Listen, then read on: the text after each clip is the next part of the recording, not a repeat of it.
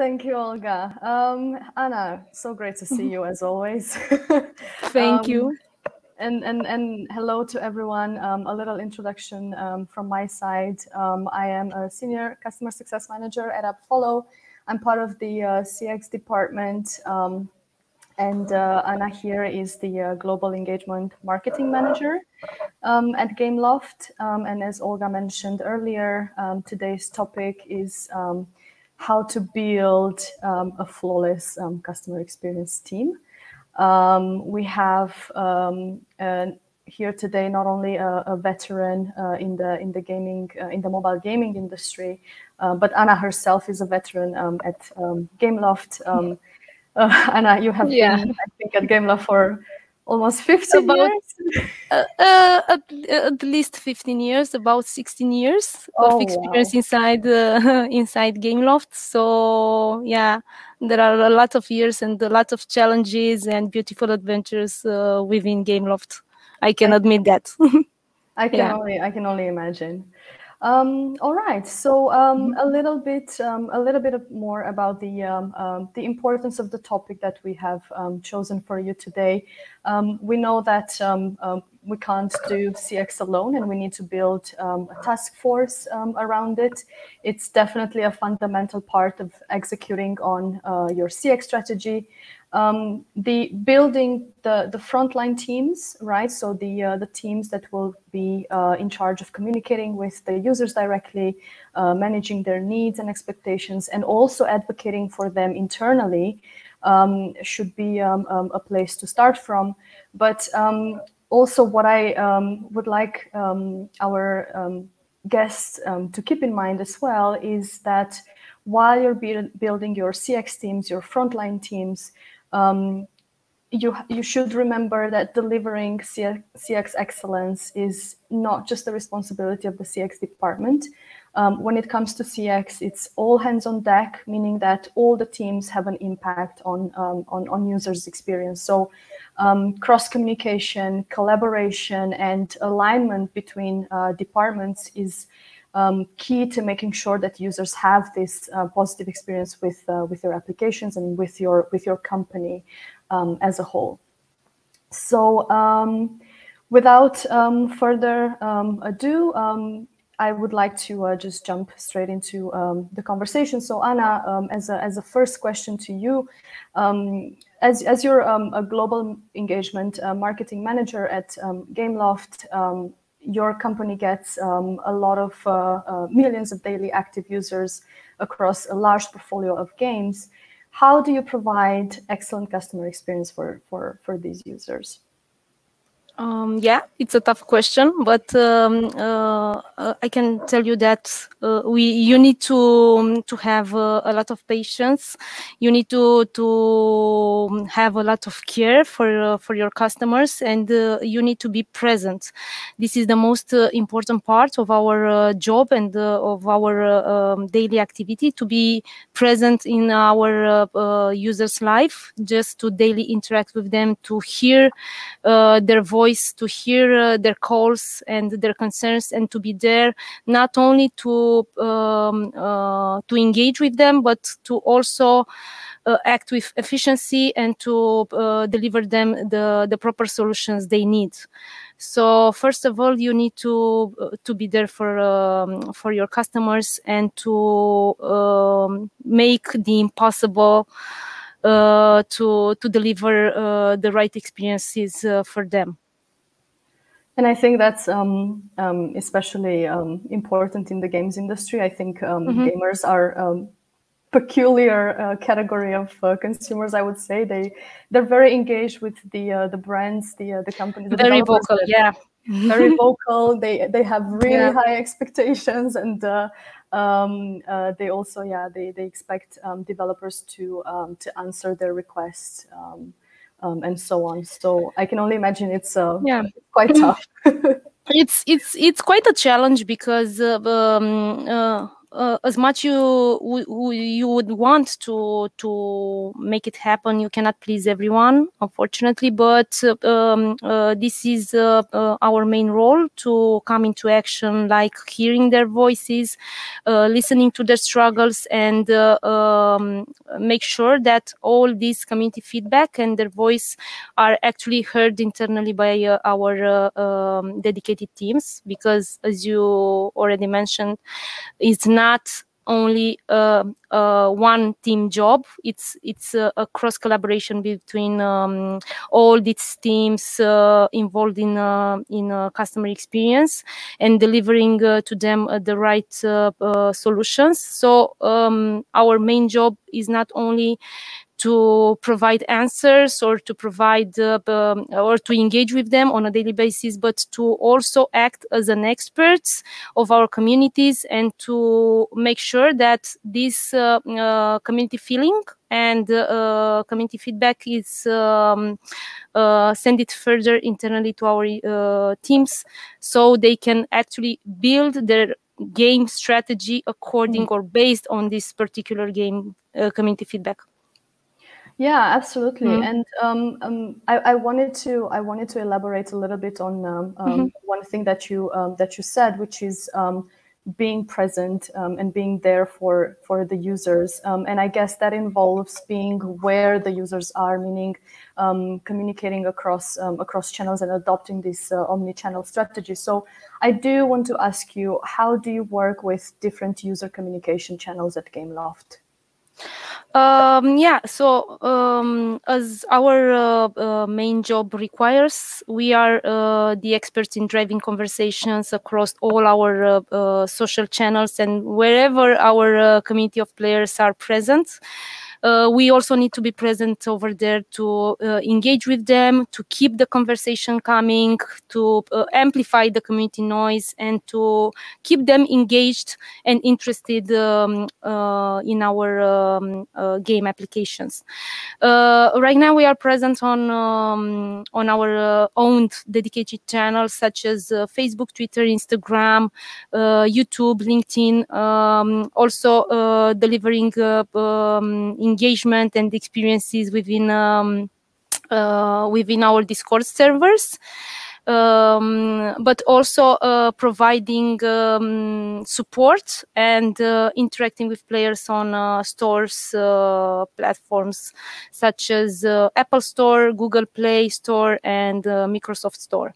So with the help of AppFollow team and the tool that it's delivering to us, we are able to interact with players also on the store reviews and build conversations with them, provide them the help they need to bypass the technical issues, and collect all this information from all these sources with the help of our systems, internal systems, centralize everything just to have a global overview of what the overall communities and players are talking about, what are their expectations, and how they perceive our products and our brand as a whole, and delivering all this information and all this feedback towards to our teams, so we can find some proper solutions to improve our users' experiences. Absolutely. I'm not really sure if I answered to your question, but yeah. You absolutely did, and I think you also touched on a point that is very important, and it's very important in CX. And I think when you have so many channels and you want to and you have to be present on all these channels, tools become a really important and core part of your CX strategy, because you want these teams to be efficient. You don't want them to switch between platforms all the time. You want them to be as effective and communicate as efficiently as possible with the users. Definitely. And not only speaking about effectiveness or fast reaction, but also to be there, to be present whenever potential crisis might appear within our communities, external, internal ones. We need to be there to mitigate any kind of potential crisis, any kind of conflicts or critical points that might affect us or our communities in bad ways. Yeah. And I actually want to tap a little bit more into that. So when you have a crisis or some situation in or some incident, right?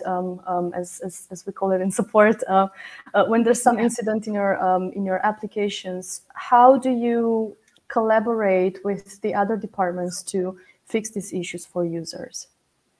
Well, quite fast, because we are actually prepared for most of potential crises that might appear within our communities and our social channels.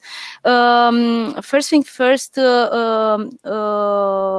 we actually have a crisis management plan that help us understand what are, or to identify, to detect in any ways what are the potential crises that might appear within our social communities or any kind of channels that we where we have community of players.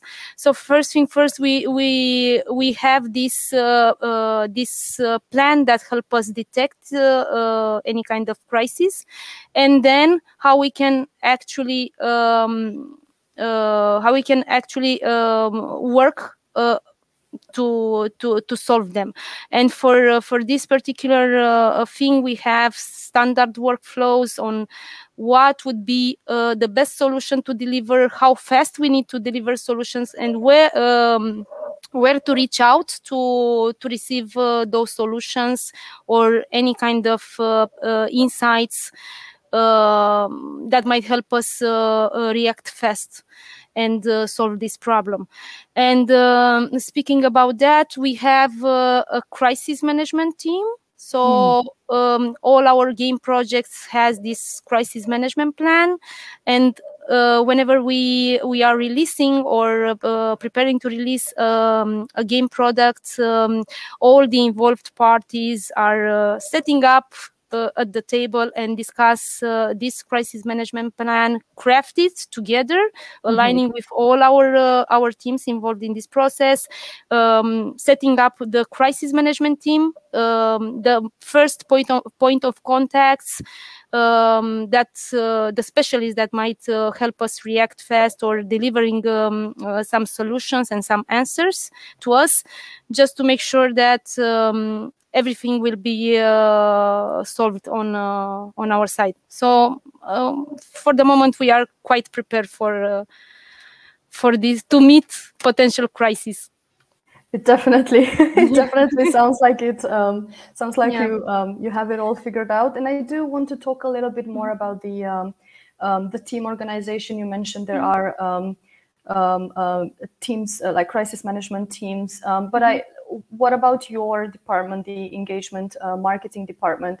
How is the team structured? And maybe you can let us in on some of the thoughts behind the setup of your department, like how to create the perfect setup, because it does sound like every piece of the puzzle is in the right place on your side. Not quite every piece, but most of the pieces of our puzzle are placed properly. Of course, you cannot foresee any kind of things that might appear, but at least you need to be prepared in advance for such situation or some sensitive situations that might appear. And we actually want to be prepared for this and to be organized on time whenever we have new games projects that we release and such. In regards with our team structure, so we have our engagement marketing team, which is in the direct line of conversations with our communities and the users, social users. We are the expert in driving these conversations further to communities, to amplify the noise and the discussions within our social channels, to keep them engaged through different engagement techniques that we apply on a daily basis, interacting with them and initiating these proactive conversations, not only replying to their comments. We are working hand in hand with game community managers. They are next in line. Let's just say like this. They are our experts in building and sustaining our communities, the ones that craft the social media strategy and the marketing plan, but also much more focused on the promotional aspect, like focused on promoting our game products. We are actually working hand in hand with them to not to only to build the communities, but also to grow our communities. This is our main focus. And of course, there are customer care team, which are our experts in delivering the technical solutions for our players that might encounter technical difficulties and different or various issues within our games project. They are the ones that actually delivering those troubleshoots steps for them to help them out. And of course, our development teams, which are the ones that make the magic happens, and delivering the proper features inside our game products. So we are working hand in hand with all these teams through regular meeting calls, through daily conversations within our private communication channels, where we raise attention, when we raise any kind of feedback that needs to be, for which we would need to align with all these teams. And all our team members are actually dedicated per game projects, and everyone will be able to step in whenever proper request coming from user is raised or escalated to them. So we are communicating closely with all these teams, not only via meeting calls, but also via reports. We escalate everything and reporting the community feedback and the critical points and aspects that our community is raising to us, but also their suggestions and their expectations in how we can improve our games. Yeah. Wow. I'm also so basically there's I'm also happy to hear that the reactive and the proactive teams and also the development teams are all working in the same let's say silo. Maybe silo is has a bad connotation these days, but in the same group, and it sounds like they're very much aligned. I do want to ask you a little bit about KPIs, like what kind of KPIs does your department have, and how do they align with the global Gameloft goals and KPIs? When talking about KPIs, we are closely paying attention to the community sentiment, because it's very important for us to have players happy, to keep them happy, and to have a great experience within our games. But not only on the community sentiment, we are also trying to combine or to mix with different or various KPIs that help us track the success of our games projects, such as volume of engagement. So we are closely looking at engagement as well, just to see how active or how engaged our social users are, and how this voice of their of them are actually is actually amplifying within our community channels. So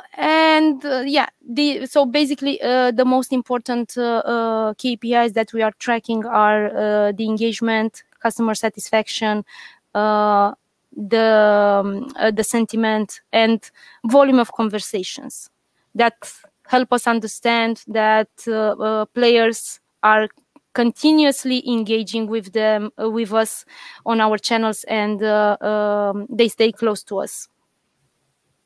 Absolutely.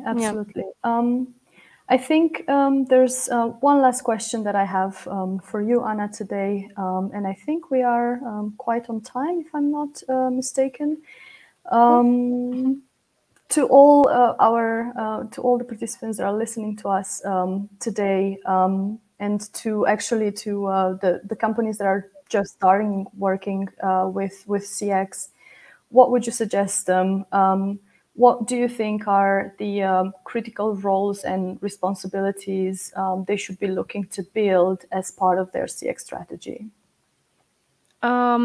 So for every business that actually wants to build their own communities, I guess it's very important for them to understand that they need to find time to engage with their players, to keep their users close to their brand, and to be as active as possible in engaging with them, because building communities involves many responsibilities, such as being there for them, being present to discuss with them, to hear their voice, to listen their struggles, to come up with some solutions to help them out, to share useful information about how they can create those beautiful experiences within your products, and not just building your community and then ignoring it. So find time to engage and to be closer to your users. And what is also important is that you need to humanize your brand, because people often engage with you and don't want to see automated messages, copy-pasted responses coming from your brand just to receive an answer and that's it. They need to see the human side behind your brand, and to be able to understand that whenever they reach out to you, there is a person behind this brand. This is also something that I actually recommend for startups, to try to be much more emphatic and to put a face on their brands as well when interacting with communities and players. Absolutely, and I think empathy and treating users as individuals are such important skills of anyone working in CX in the front line with users and with customers.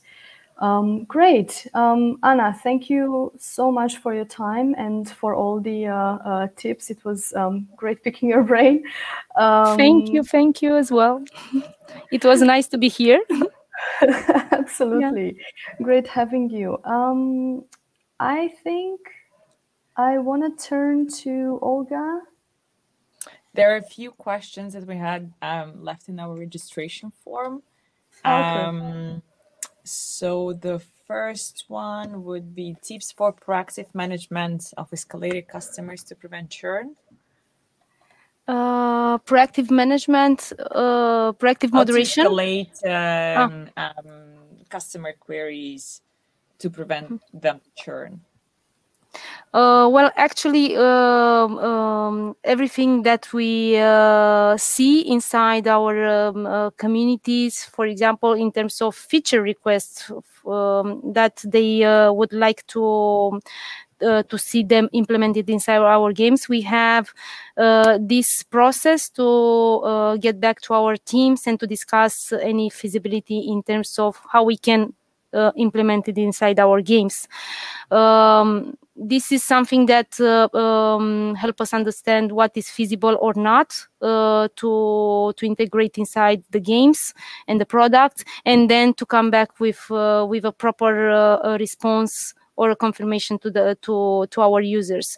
It's very important to keep this conversation transparent with our players, just to understand that we are doing our best to meet their expectations, to meet their needs.